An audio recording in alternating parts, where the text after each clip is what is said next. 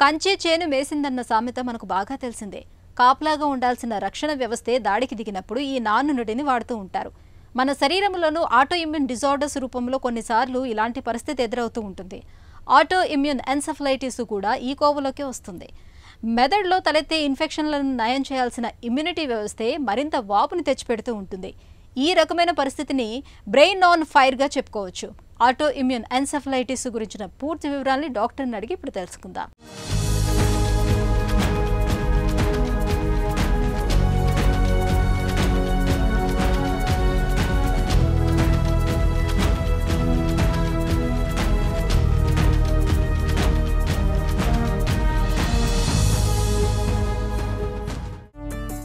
Auto immune encephalitis అంటే ఏంటి? Auto immune encephalitis అంటే ఏంటి? ఎన్కెఫలైటిస్ అంటే మెదడు మీద ఇన్ఫ్లమేషన్ జరుగుతుంది, దానివల్ల వాపొస్తుంది, మెదడు వాపొస్తుంది. అది ఎందువల్ల వస్తుంది? ఆటో ఇమ్యూన్ డిసీజ్ వల్ల. అంటే మన బాడీలో అబ్నార్మల్ ఇమ్యూన్ రెస్పాన్స్ పోయి బ్రెయిన్ పైన కూర్చోవడం వల్ల ఆటో ఇమ్యూన్ ఎన్కెఫలైటిస్ వస్తుంది. బ్రెయిన్లో రకరకాల ఏరియాస్లో ఈ ఆటో ఇమ్యూన్ ఎన్కెఫలైటిస్ ఇన్వాల్వ్ చేయొచ్చు. కొన్ని కేసెస్లో స్పైనల్ కార్డ్ కూడా ఇన్వాల్వ్ అవుతుంది. ఆటో ఇమ్యూన్ ఎన్సెఫలైటిస్కు కారణాలేంటి? Auto immune encephalitis brain on fire అంటే మెదడులో కొన్ని కేసెస్లో సివియర్ ఇన్ఫ్లమేషన్ ఉండొచ్చు. అసలు ఇన్ఫ్లమేషన్ అంటే ఏంటి? ఇన్ఫ్లమేషన్ అంటే ఏంటి అంటే మామూలుగా బాడీలో ఎక్కడైనా డ్యామేజ్ అవుతున్నప్పుడు, అది బయట నుంచి దెబ్బ తగలడం కావచ్చు, లోపలనే ఏదైనా ఇంటర్నల్ మైలులో తేడా రావడం వల్ల బాడీలో కొన్ని టిష్యూస్ డ్యామేజ్ అవ్వడం రావచ్చు.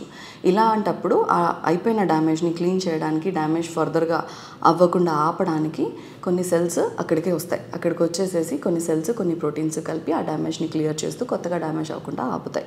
ఇది ఇమ్యూన్ సిస్టంలో ఉన్న ప్రధాన ఫంక్షన్.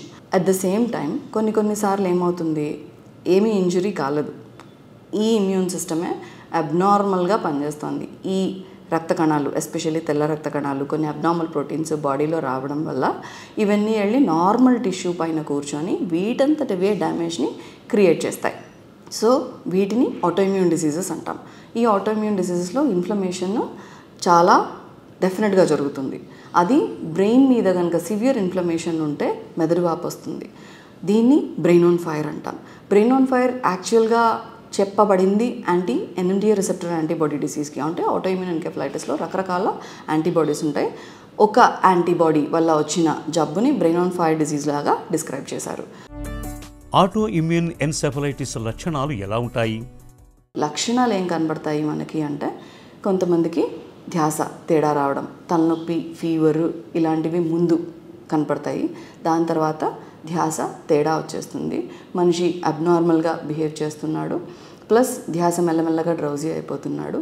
ఎన్కెఫలైటిస్లో సాధారణంగా కనపడే లక్షణాలు ఇవి.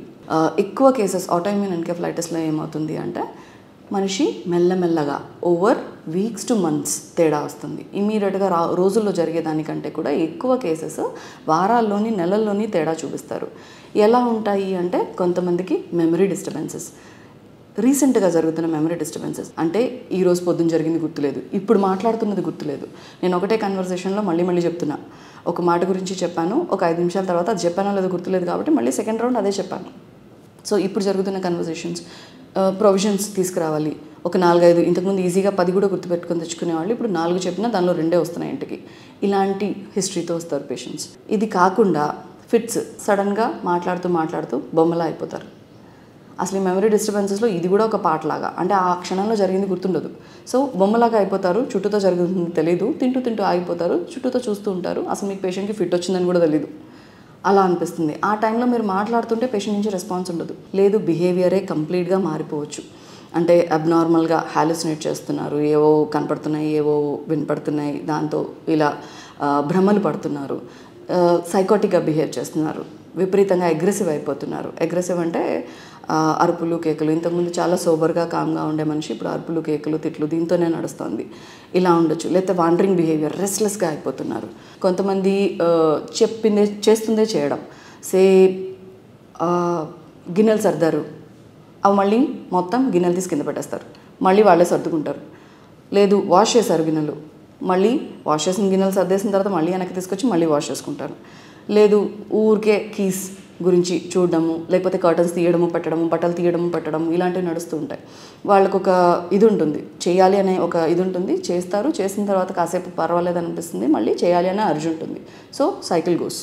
అలా చేసిందే చేయడం, బిహేవియర్లో ఇలాంటి మార్పులు. లేదు ఫ్రాంక్ సైకోసిస్, కంప్లీట్గా సైకాటిక్గా కూడా బిహేవ్ చేయొచ్చు. ఇవి కనుక అక్యూట్గా వస్తున్నాయి అంటే కొన్ని రోజులు వారాల్లోనే మనిషి నార్మల్గా ఉన్నవాడు కొన్ని రోజులు వారాల్లోనే తేడా వచ్చేస్తుంది. మనిషిలో ప్రవర్తనలో కావచ్చు, సైకాటిక్ బిహేవియర్ కావచ్చు, లేకపోతే మెమరీ డిస్టర్బెన్సెస్ కావచ్చు. ఇవి అక్యూట్గా ఆర్ సబ్ అక్యూట్గా వస్తున్నాయి అన్నప్పుడు ఫస్ట్ అండ్ ఫార్మోస్ట్ చూడాల్సింది న్యూరాలజిస్ట్.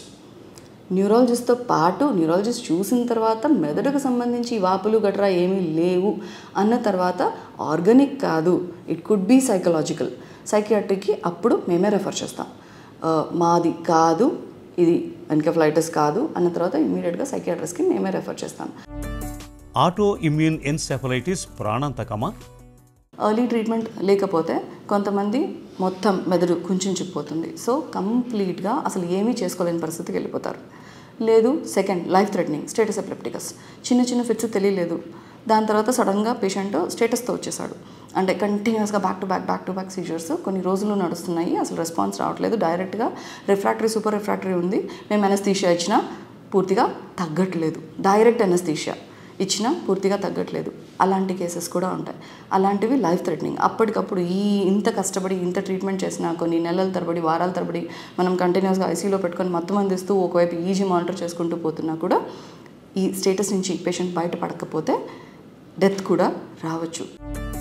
ఆటో ఇమ్యూన్ ఎన్సెఫలైటిస్ని ఎలా నిర్ధారిస్తారు? దీనికి నిర్ధారించుకోవడానికి టెస్ట్ ఏముంటాయి. ఫస్ట్ ఎంఆర్ఐ, ఏమైనా వాపు కనబడుతుందా, లేకపోతే అదే ఏరియాలో కణాల్లోని ఏమైనా కణితులు కనబడుతున్నాయి, ఇన్ఫెక్షన్ కనబడుతుంది, ట్యూమర్స్ కనబడుతున్నాయి, ఇలాంటివి ఏమైనా ఉన్నాయా? ఇవేవి కనపడలేదు. ఏ ఏరియాస్ ఆటోఇమ్యూన్ ఎన్కెఫలైటిస్లో ఎంఆర్ఐలో తేడాలు ఉంటాయో అదే ఏరియాలో కనబడుతుంది. దాని తర్వాత బ్లడ్ పిక్చర్స్, ఈఈజీ, బ్లడ్లో కొన్ని యాంటీబాడీ ప్యానల్స్ పంపిస్తాం. ఈఈజీలో ఏమైనా ఫిట్స్ గట్రా ఏమైనా కనబడుతున్నాయా, ఏ ఏరియాస్ ఏమైనా స్లో అవుతున్నాయా, దాని తర్వాత కాగ్నిటివ్ అసెస్మెంట్ మేమే చేసుకుంటాం.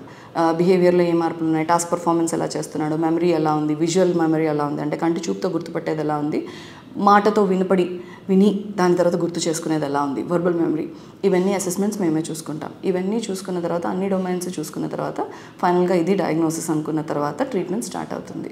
కొన్ని కేసెస్లో ఏది పాజిటివ్ ఉండదు, పెట్ స్కాన్ కూడా చేయాల్సి రావచ్చు, పెట్లో కూడా ఏం కనపడదు. కొన్ని కేసెస్లో క్యాన్సర్స్ ఇంకెక్కడో పెట్ చేస్తున్నప్పుడు ఇంకెక్కడో క్యాన్సర్ కనపడుతుంది, దానివల్ల సెకండరీ ఎఫెక్ట్ బ్రెయిన్ మీద ఉంది. ఇది క్యాన్సరే డైరెక్ట్గా బ్రెయిన్లో కూర్చోదు, క్యాన్సర్ వల్ల కొన్ని కెమికల్స్ బయటికి రావచ్చు, ఆ కెమికల్స్ వచ్చి బ్రెయిన్ మీద ఇన్ఫ్లుయెన్స్ చేస్తాయి, దానివల్ల వాపు వస్తుంది.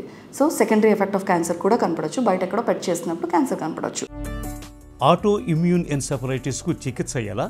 ఒకసారి ఆటోఇమ్యూన్ ఎన్కెఫలైటిస్ అని డయాగ్నోసిస్ కన్ఫర్మ్ చేసుకున్న తర్వాత ట్రీట్మెంట్ మీకు కొన్ని నెలల నుంచి సంవత్సరాలు ఉంటుంది. కొన్ని కేసెస్ ఎస్పెషలీ LGI-1 లేదంటే Caspar-2 యాంటీబాడీస్, రకరకాల యాంటీబాడీస్ చెప్పాను కదా, ఈ రెండింటిలోని మీకు రిలాప్సెస్ రావచ్చు. అంటే ఒకసారి ఒక కోర్స్ ఆఫ్ ట్రీట్మెంట్ అయిన తర్వాత మళ్ళీ కూడా కనపడవచ్చు. ఆటోఇమ్యూన్ ఎన్కెఫలైటిస్లో యాంటీబాడీస్ దీనికి ఇంపార్టెంట్. కొన్ని ప్రోగ్నోసిస్, కొన్ని ఇన్ని సంవత్సరాలు తీసుకోవచ్చు, దాని తర్వాత మళ్ళీ అసలు రాకపోవచ్చు. కంప్లీట్గా పేషెంట్ నార్మలే ఉంటాడు, 2 సంవత్సరాల ట్రీట్మెంట్ తర్వాత కూడా పేషెంట్ అన్ని యాక్టివిటీస్ చేసుకుంటాడు, ఇంతకుముందు మెమరీ ఎంత ఉందో అంతే ఉంటుంది ఇఫ్ వీ డీల్ ఎర్లీ. కొన్ని కేసెస్లో మళ్ళీ వచ్చే ఛాన్స్ ఉంటుంది కాబట్టి ఏ యాంటీబాడీ పాజిటివ్ ఉందో దాన్ని బట్టి మేము చూసుకోగలుగుతాం, పేషెంట్కి కూడా ఎక్స్ప్లెయిన్ చేయగలుగుతాం. అండర్లైనింగ్ ఏంటి అంటే న్యూరలాజికల్ డిసీజెస్ అన్నింటికీ కూడా early diagnosis, early treatment compulsory. Early diagnosis ఉంటే అట్లీస్ట్ మేము ట్రీట్ చేయగలిగే జబ్బా, ట్రీట్ చేయలేని జబ్బా కూడా చెప్పగలుగుతాం. ట్రీట్ చేయలేము అంటే సరే, అది అలాగే నడుస్తూ పోతుంది, మెల్లమెల్లగా పెరుగుతూ పోతుంది. బట్ ఒక 2-3 సంవత్సరాల తర్వాత ట్రీట్ చేయగలిగిన జబ్బును కూడా మనం వదిలేస్తున్నట్టే. 2-3 సంవత్సరాల తర్వాత ట్రీట్మెంట్ ఇచ్చినా ట్రీట్మెంట్ ఆప్షన్స్ మీకు పెద్ద కనపడవు, రికవరీ కనపడదు. మెదడులో వాపును తెచ్చిపెట్టే ఆటోఇమ్యూన్ ఎన్సెఫలైటిస్కు ఆధునిక వైద్యులు ఇవాళ చక్కటి మందులు, చికిత్సలు అందుబాటులో ఉన్నాయి. సమస్యను సకాలంలో గుర్తించి సత్వరమే చికిత్స మొదలు పెడితే మంచి ఫలితాలు ఉంటాయి.